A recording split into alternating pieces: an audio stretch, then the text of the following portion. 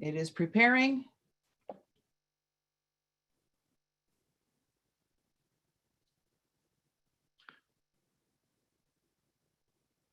We good to go? And we are on. Go. All right, for everyone's knowledge, we are being streamed live on our D22 YouTube page. Before I introduce our keynote speaker, I want to put a pitch out for our spring conference. It's going to be a 2-day conference, 13th and 14th of May. And like I say, the committee and I have been working hard to bring you the best conference that we can, even if it's online. So even though the deck and the business meeting and the induction of the new officers will be free, we're going to have a small price for the other events. So we want to say, please come out and support our international speech and speech evaluators contestants as they compete. All right, so we bring in 2. In the past, we only did 1 because we didn't know how the speech evaluation portion was going to work. But we're going to fight through it because we want to bring the best conference to you. So we're doing international speech and speech evaluation contest this year. Our keynote speakers, and I said speakers, not only 1, not 2, not even 3. We reached out and got 4 keynote speakers to come out and speak to D22. That is because of the reputation that D22 carries across the Toastmaster world. So we have 4 keynote speakers that's going to come in on day 1, and then they're going to lead us through the conference. So please come out and support them. More information will be coming out about that. Come out and support those leaders that are going to be taking us to the next level in 2022. So come out and check out the district candidate showcase as they explain to you what their vision is for the next year. And then for the first ever, we're going to be bringing to you, you guys know I love to talk about the tip of the spear. So the first division director is going to get the tip of the spear award, and it's going to encompass membership, area director visits, pathways adoptions, and whoever stands up new clubs. So we're going to present that, come out and support that. The tip of the spear, they can call themselves the tip of the spear for the district for the next year until we pass it on to next year. So that's going to be our first Division Director Tip of the Spear Award. And we're going to be awarding that also. So without further ado, Radhi Spear is a mother, a wife, an engineer. In August 2021, she was elected 2nd Vice President of Toastmasters International. That's how far we're digging to bring you the talent to come here to support you. She is the 2nd Vice President of Toastmasters International. Radhi has been a Toastmaster for more than 2 decades. She is a chartered member of AT&T Middleton Toastmasters and has served in many district leadership positions. As Lieutenant Governor of Marketing, she helped charter 27 clubs and was awarded the Excellence in Marketing Award. She is a distinguished Toastmaster and a distinguished past district governor of District 46, which includes present-day District 43 and District 119. It was one of the largest districts in the world, with over 250 clubs and over 4,000 members. Toastmasters International President Jana Barnhill, who was one of the female international presidents that we talked about in our last training, awarded her a presidential citation in August of 2009. She was honored to serve on the very first International Leadership Committee. Additionally, she spoke on a leadership panel titled Achieving Success in the Distinguished District during the 2009 Toastmasters International Conference. She was appointed as a Regional 9 advisor in 2015, 2016, and served as an international director from 2017 to 2019. Outside of Toastmasters, Radhi has worked in the telemarketing industry for over 30 years. She is an electrical engineer working for AT&T, as we talked about. She has 2 beautiful daughters, lives with her husband in New Jersey. Please help me in welcoming Radhi Spears, 2nd Vice President of Toastmasters International.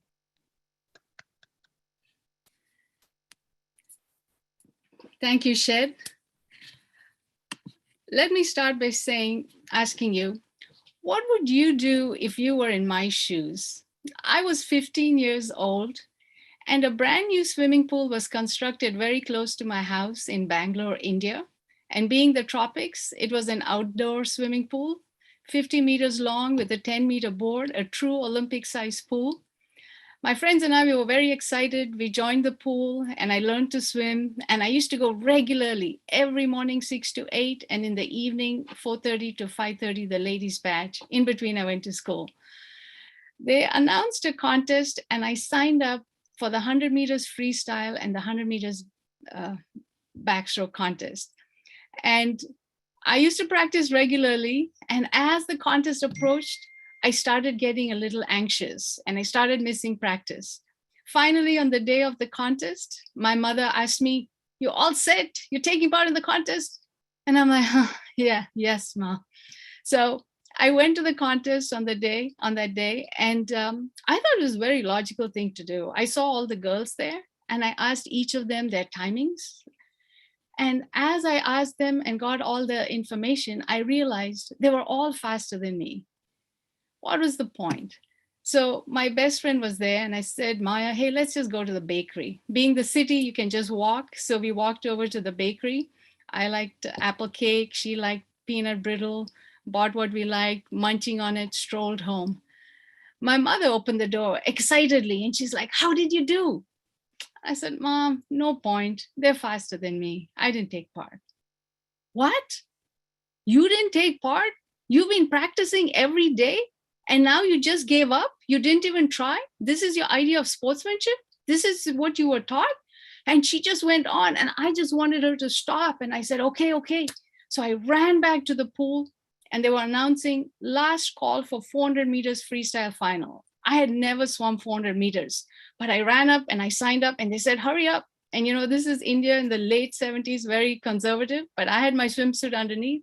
I tore off my clothes, jumped on the starting board. "On your marks, get set, go." I dived in and I was swimming as fast as I could. My mother's words ringing in my ears, the apple cake and peanut butter in my throat.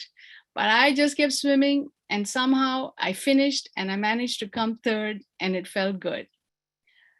To me, swimming is somewhat like Toastmasters. In the beginning, it's very hard to breathe. In swimming, of course, you have to learn to float, you have to learn the stroke. In Toastmasters, when you go to the meeting, they call you up to speak, your heart is racing, and you don't want to make eye contact with the table topics master in case they call you again. So I find it very similar, except that Toastmasters you can use in everyday life. The skills you learn in Toastmasters, you keep with you. It's always there with you and can be used in any aspect of our everyday life. So how did I get into Toastmasters?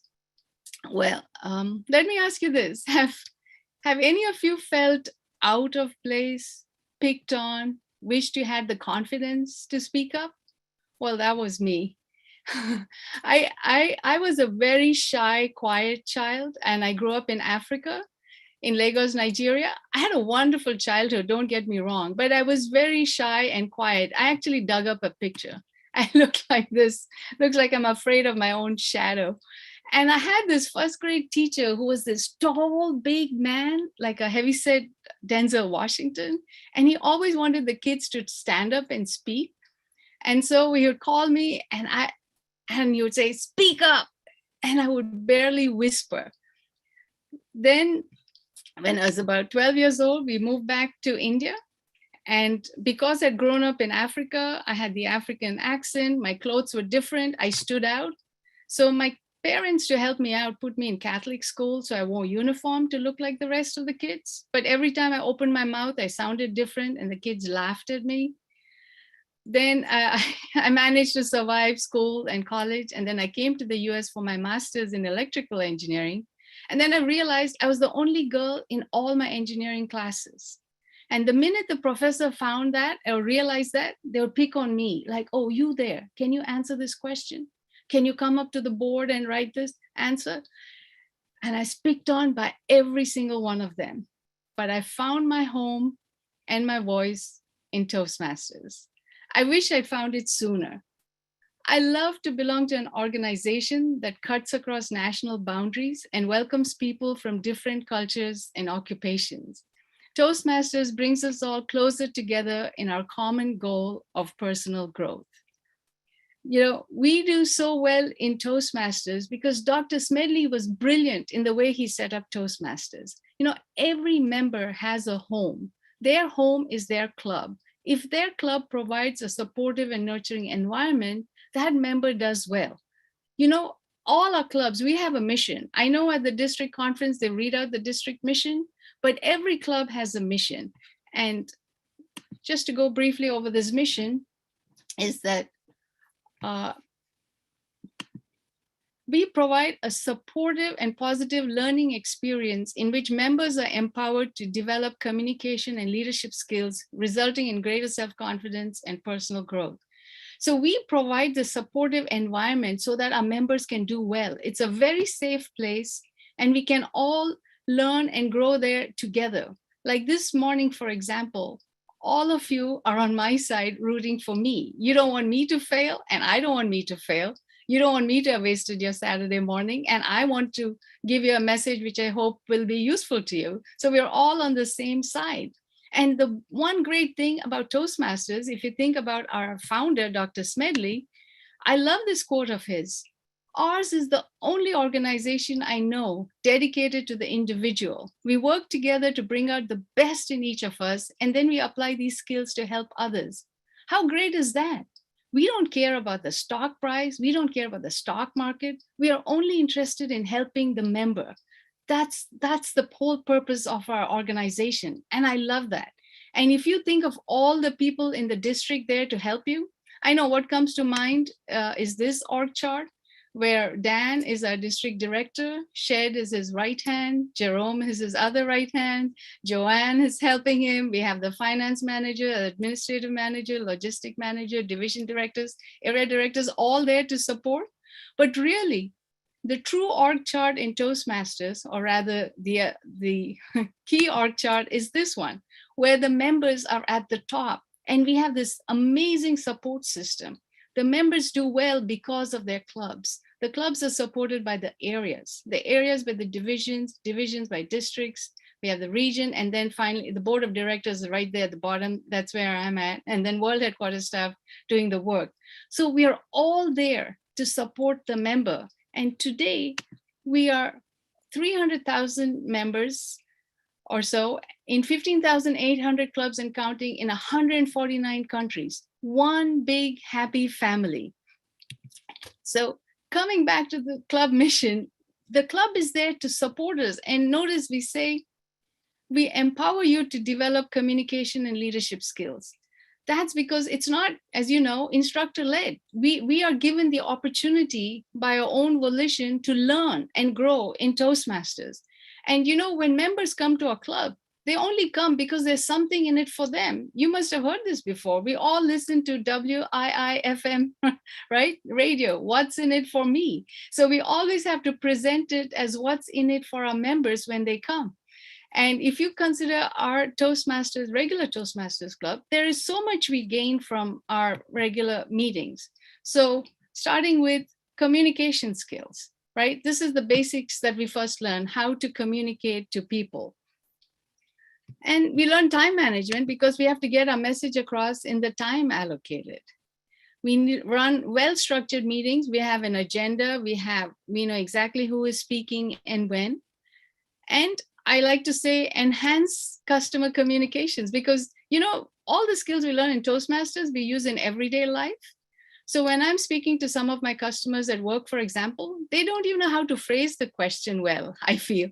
But I use my table topic skills. I gather all the information I know related to the subject and I speak to them and they're like, oh, yes, that's right. That's what I wanted to know. So the things we learn in Toastmasters, we use in everyday life. We, of course, learn presentation skills, you know, vocal variety, gestures, props to make it interesting. And a wonderful key thing we learn is feedback, giving constructive feedback. We all need to learn this. If we are supervisors at work, we have to give evaluations. As parents, we have to talk to our children.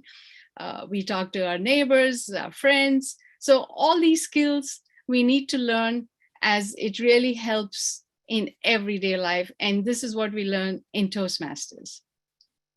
Now, the next thing is, after being a member, you could also be a club officer.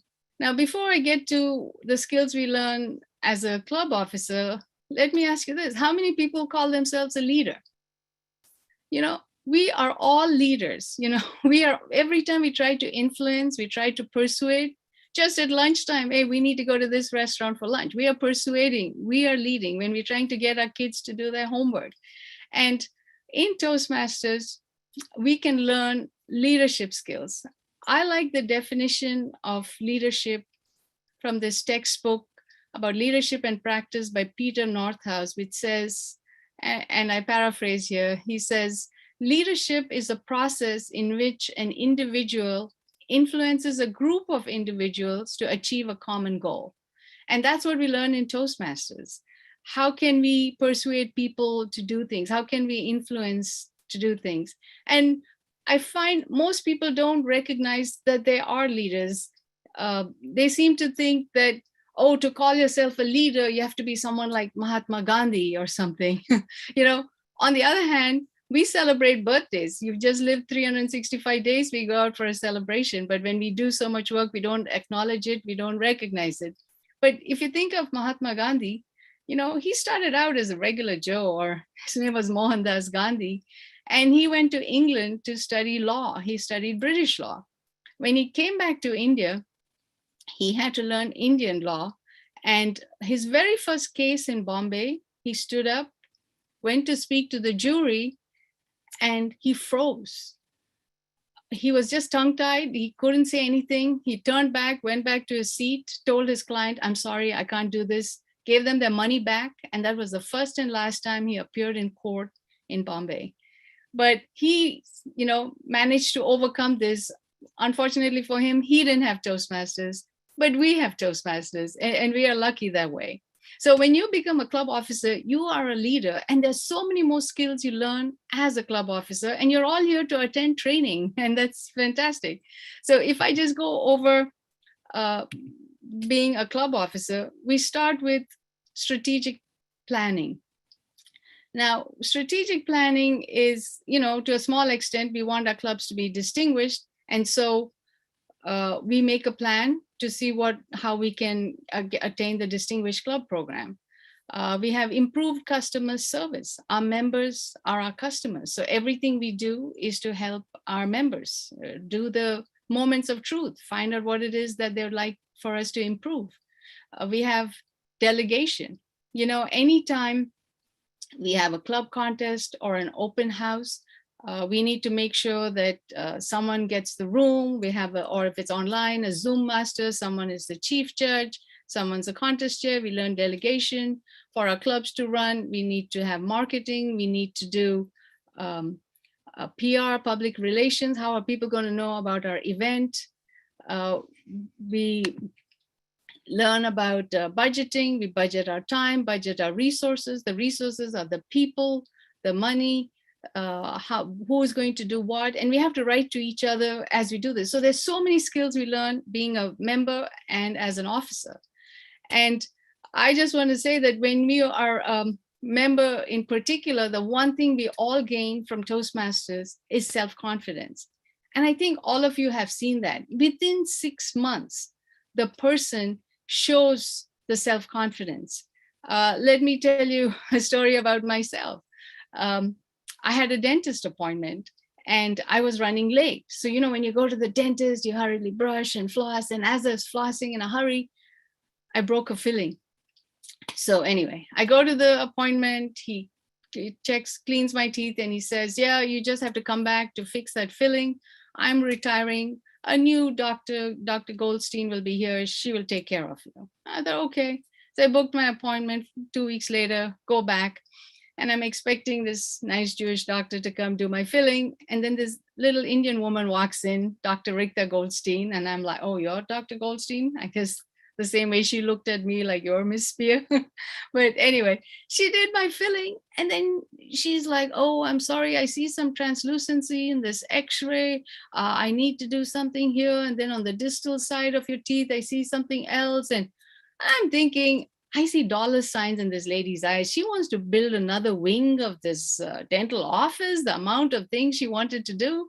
But because I had confidence from Toastmasters, I said, I'd like a second opinion. I'd like copies of all my x-rays. And I left. And you know that friend from the swimming pool story? She was a dentist now, but far away. I sent her my x-rays. And I said, can you believe this dentist? She wants to do all this work. So my friend says, don't worry. I'll check up on it. I'll call you back. She calls me a week later and she says, Radhi, your friend is right. You need all that. I mean, your doctor is right. You need all that work. I'm like, what? How do I go back now? I just left the place saying I need a second opinion. She's like, oh, don't worry. I'll help you. So I went to see her and she took care of all my fillings. But then she went on vacation and I got a toothache. So what can I do? Hey, Toastmasters has given me confidence. I called back the dentist's office. Dr. Goldstein, I'd like to see you have a toothache. I went back, no hard feelings. And she's now my dentist. And you might think, why are you telling us this embarrassing story? Well, the point is this. Because of Toastmasters, I had self-confidence. I walked out saying I needed a second opinion. But I know now she was a good dentist. She was doing good work. It's not like I felt ripped off, because if I hadn't, all the time I'd be thinking, God knows, this lady's doing all this stuff. Is it really needed? But because of Toastmasters, I knew I had a good dentist. And now with COVID, we are meeting online. We are learning even more skills. We are learning to run online meetings, conduct online training, present online webinars. So there's so many more skills we are learning. But when Shed contacted me, he said, can you also speak about member engagement? And so to me, member engagement boils down to club excellence or running a successful club. And Toastmasters has given us a way on figuring out, do we have member engagement? Are we giving value to our members? Are we running a successful club? And that is called the Distinguished Club Program. The Distinguished Club Program is a way of measuring if we are serving our members. And if I try to break it down, what is a successful club? Then I would say a successful club is members with well-run meetings. Now, what are members? We have the existing members and new members. Now, existing members will stay if they think there's value. And how do they have value? When we have well-run meetings, right? So that's how we keep existing members. But then they all don't stay. And if you see the surveys, Toastmasters conducts surveys, people leave because life happens. You know, you change jobs, you move. Or for example, in my club, some people started working with this group in California. So my club meets from 12 to 1. 9 a.m. in California is prime time for meetings. They can't attend, so they leave. So there are various reasons why people leave. So we always have to get new members. And that is really key for us to succeed. And here, let me tell you my story. When I was elected Lieutenant Governor of Marketing, or CGD as it's called now, I was challenged by a young man when I was running. And at that time, I was thinking, you know, who would want to elect this, you know, young Indian woman with 2 small children and a full-time job? I think the single young guy would have more time. But, you know, I'm competitive. I kind of campaigned and I won that election. But then I had that imposter syndrome. I'm like, oh my God, I'm the marketing person for this large district, New York City and surrounding areas. And my home club had only 12 members and needed a coach. And I thought, what a phony. I won this election and I'm going to tell people how to get members, how to grow their clubs. But the thing is, those days, the dashboard wasn't very good. Actually, I know people complain about it now, but it was a lot worse then. It's improving all the time. We improve with feedback. So I guess they couldn't really tell, but I knew that I had to fix that right away. So immediately I thought, let me have a table outside my cafeteria. Let me try and get members to join. My club officers, club members, the few, because those days you could have 6 people to have a club, we were 12, less than 12, half of them would not even come to the meeting, let alone sit outside the cafeteria. So I begged some friends to sit with me and pretend that we were a very successful club. We're trying to get new members. As people passed by in the cafeteria, I would say, oh, we have a Toastmasters club, trying to give the brochures and stuff. People weren't interested. What? Public speaking? Oh, that's okay. The best I got was a manager who said, and mind you, I work for the phone company. He says, is there a number I can call into your meeting? And I'm like, no, this is public speaking. This is not speaking on the phone. So after 2 hours, I had nobody. I hadn't been able to get one person to show interest in my club. So then I was getting desperate because I have to go charter clubs and help the whole district, not just my home club. So then I thought, quick, there was these PowerPoint images that they put in this closed circuit TV around the campus. And I'm not very creative. I actually dug up what I had in 2006. This is the thing with clip art. This is what I had with information about my club for people to join. And then we used to have a electronic newsletter in the building. And so we put something like this to say, nothing much, hey, come check out our club, there's Toastmasters. And then I found two posters outside the cafeteria, and Toastmasters makes really nice posters. But now that we're online, you could get virtual posters that you can use. So there's a lot of stuff out there that can be used. And that was it. With that, I focused on trying to charter clubs. As Shed told you in the introduction, my team and I were able to charter 27 clubs. But this is, and he mentioned Mike Rafferty's reports. This is from Mike Rafferty's reports. If you look at the club history of my club, the arrow is where I was elected Club Growth Director, Lieutenant Governor of Marketing. Just putting the advertisement, passive advertisement, the PowerPoint, the blurb in the electronic newsletter, and the posters from 12, we finished at 28. We left it in place. And look at the membership in my club. And mind you, we always just focus on getting those 5 DCP points at least to be distinguished. But we always have this net gain of 5 or 20 members. And people always say, why do they keep pushing this membership goal? But think about it. Whether you're a nonprofit or for-profit, you cannot survive unless you're growing. So we need to grow our membership. And now that we are online, we really have no excuse. We could get people to join no matter what. So it can be done. And I'm telling you, this passive advertising was what worked for me. And here and there, when you see the peaks, that's because we had in addition an open house or we had a membership drive, but just advertising works. And recently, I was asking my club what else we could do. We thought, we could have backgrounds to say, hey, we've been President's Distinguished 12 years in a row or home club of something, You could say best club in Kansas City or have a poster, we have been in existence since 1924. Why would a person want to join your club unless there's something special, something great? We have to advertise. I tell you, this is my mantra. If there's one takeaway from this talk of mine, it's advertising, advertising, advertising. That's what really works. And I just went to my recycling bin before this meeting began. And I just wanted to show you all this. You see all this junk mail we get? Do we read any of it? Hardly anything. But if just one tiny % read that, that's all you need to get members to join. I tell you, it's advertising because we need members. The next part of it is well-run meetings. How do you have well-run meetings? Have the agenda, make sure it's full, have speakers, have themes, table topics, have variety. You run out of questions, open the newspaper, pick a question from the science, health, sports. You can have questions, have people dress up for Halloween, have theme backgrounds. Some people might say, well, it's easy for you to have a well-run meeting if you have a full set of members, but my club is struggling. We only have 12 and only 6 show up or 4. How do I run a good meeting? We are lucky in this age of COVID.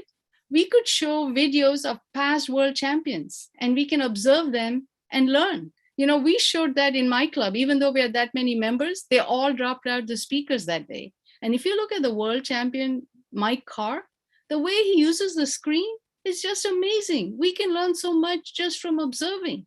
So there's so many things we can do. And I know I started this speech by saying, what would you do if you were in my shoes when I was 15? Well, let me conclude by talking about what will you do now? Because Toastmasters has given us all the skills. You know, as a club officer, as a member, there's so much for us to gain from this.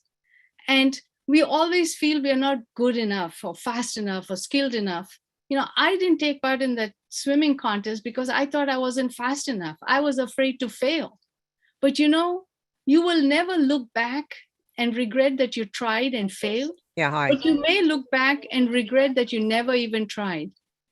So, my fellow Toastmasters, it is in our best interest to make sure we have our clubs, we have strong clubs, and these clubs will help us practice, help us improve our skills that we can use in everyday life. So if in your real job, you wanted that promotion, you wanted to run to the school board or anything, Toastmasters gives you those skills. So it's in your best interest to make sure your clubs are strong. So that'll help you in everyday life. So will you take that next step? I ask you to take that next step. Back to you, Shed.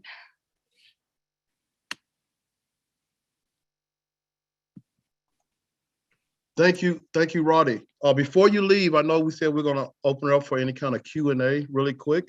Sure, So we still do have about 10, 15 minutes. sure. We did have one comment in the chat about how you did your presentation with the background and everything. Do you want to talk about? I know a lot of people Sure. love to share their screens and stuff like that, but you did a different way today. Yes, yes.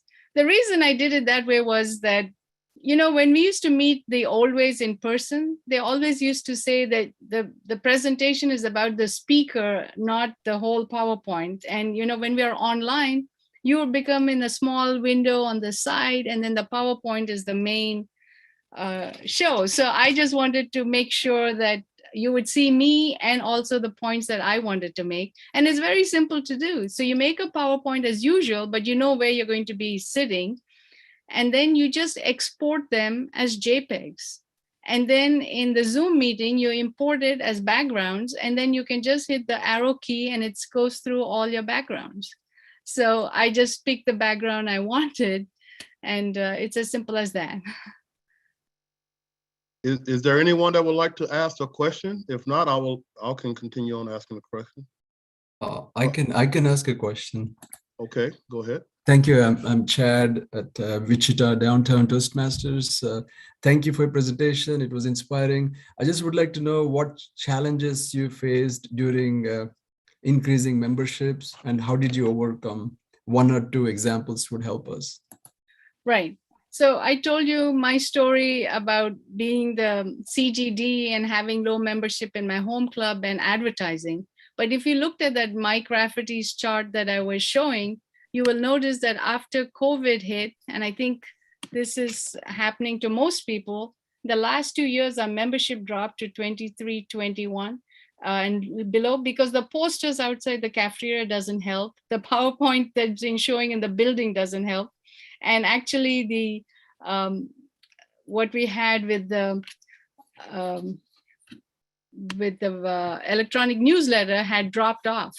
So we went back and reintroduced it, and I got a member last month just from that. So advertising works. And also I heard Shed mention and Dan mention in your district that you have social media networks, people use Meetup, people use all those other methods. We are expanding our skills. This is actually a silver lining to COVID. We are learning all new skills that we can use now, which companies need.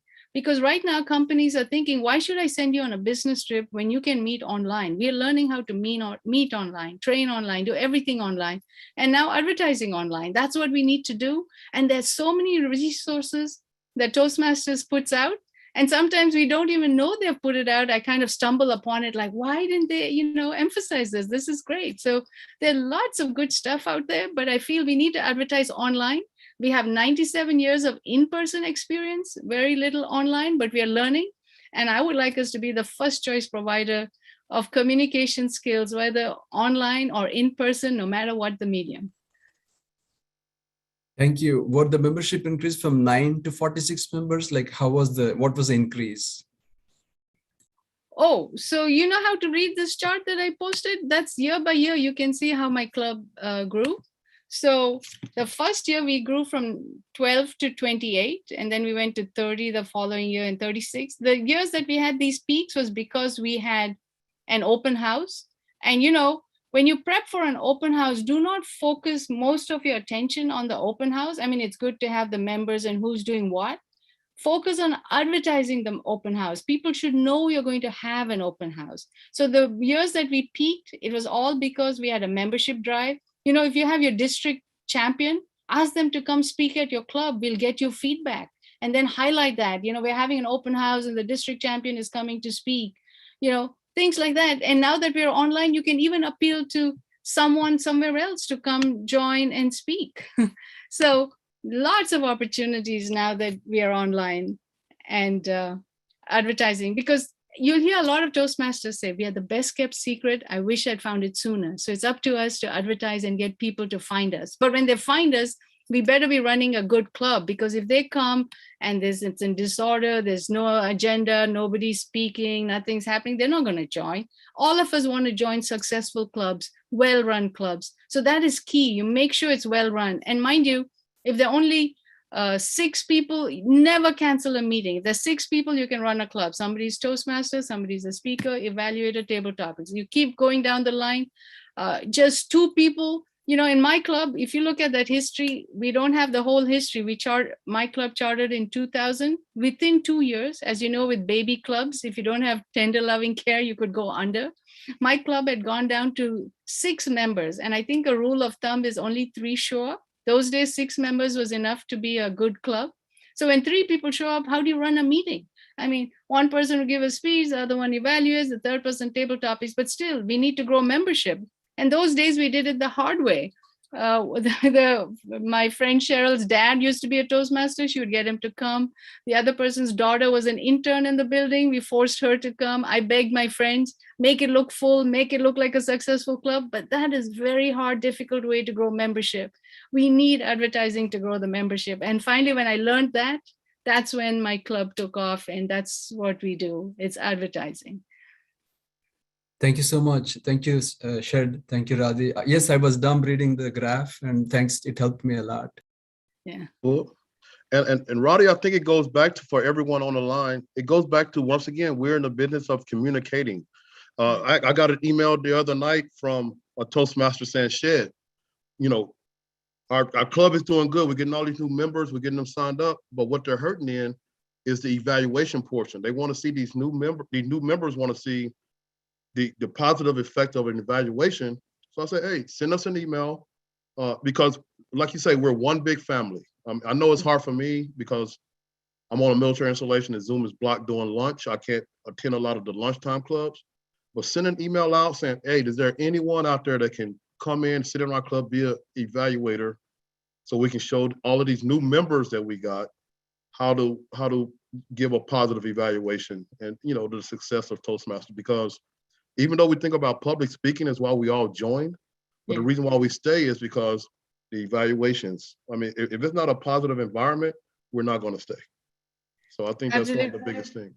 Absolutely, Shed. I just want to mention one more thing. Dan mentioned it in the opening when he spoke. He asked everybody, have you checked your website? Is the World Headquarters website have correct information about your club so people can find you? Is your local website correct? Does it have the meeting time, the contact person, the location? Is it up to date?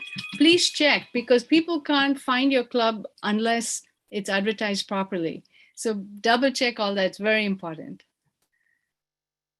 And before we go to our next question, I would just like to say, when Dan, Jerome, and I, and Joanne were doing our interviews for all of these international directors and vice presidents, when we were interviewing people like Radhi, that's when you really see how everyone, you know, because when I first joined Toastmasters 8 years ago, I was like, these people at Toastmasters International, they can't have second jobs. They got to be getting paid. They got to be doing this. But after interviewing them, you see they are just like us. We all have another job. We all have kids. We all have family. We all have the same issues, COVID. But for them to take on this bigger leadership role, I like to use Kim Myers, who was one of my mentors when I first came in. when you look back at things like that, you see, wow, they're just like us coming up, and we're all learning. We're all in this together. So I love communicating with the international representatives that we have up there, and sometimes it's not always on a good note. So we do send our concerns up to them a lot, but just for everyone to see, when we bring representatives like this from TI to come and speak to our districts, that's how we really. I saw someone in the chat say, "Radhi is so personable," and she really is. And that's why we really liked her in our interview, and probably why everyone else liked her and she got elected to go forward. But we just want to say thank you for coming out and taking your time out of New Jersey.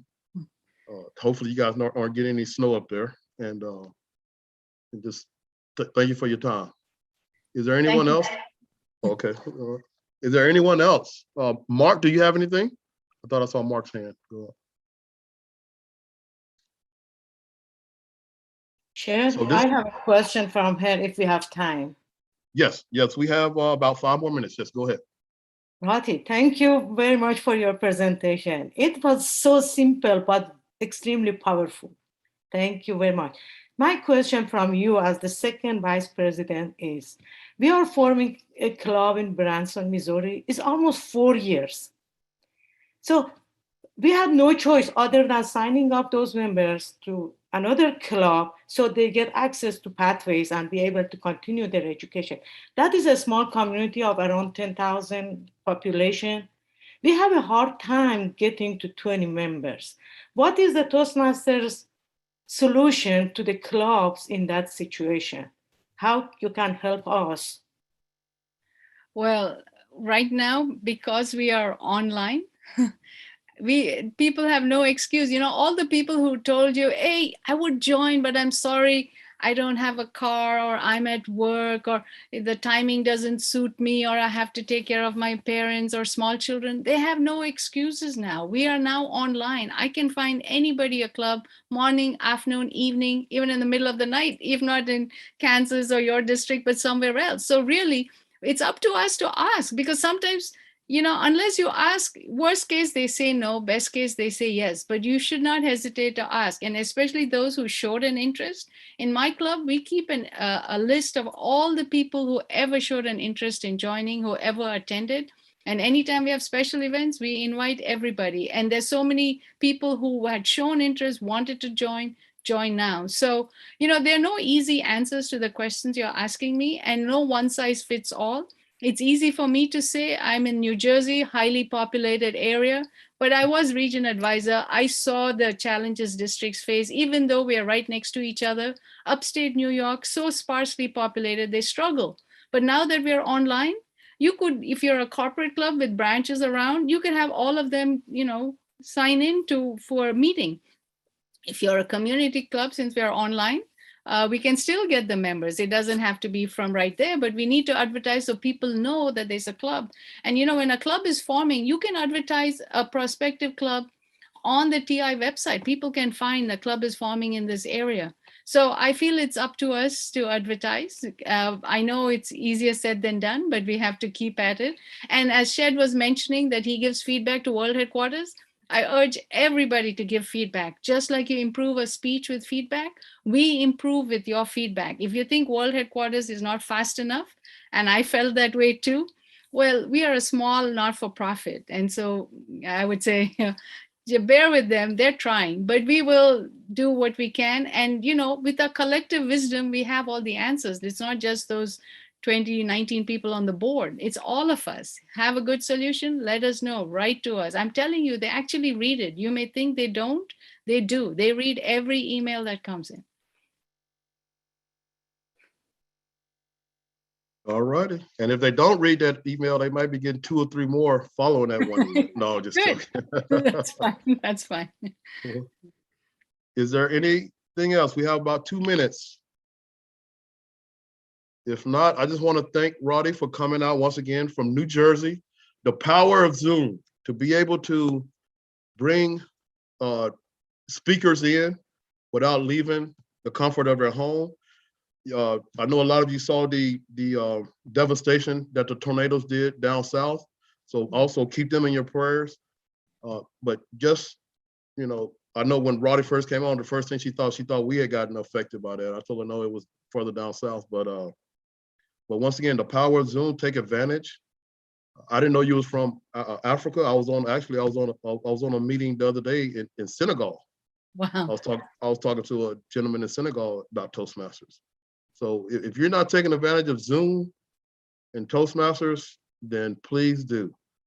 Get outside your club, get outside your comfort zone, and continue to grow in Toastmasters. Thank you for your excellent presentation this morning, Radhi, and thank you for making yourself vulnerable to us here in District 22.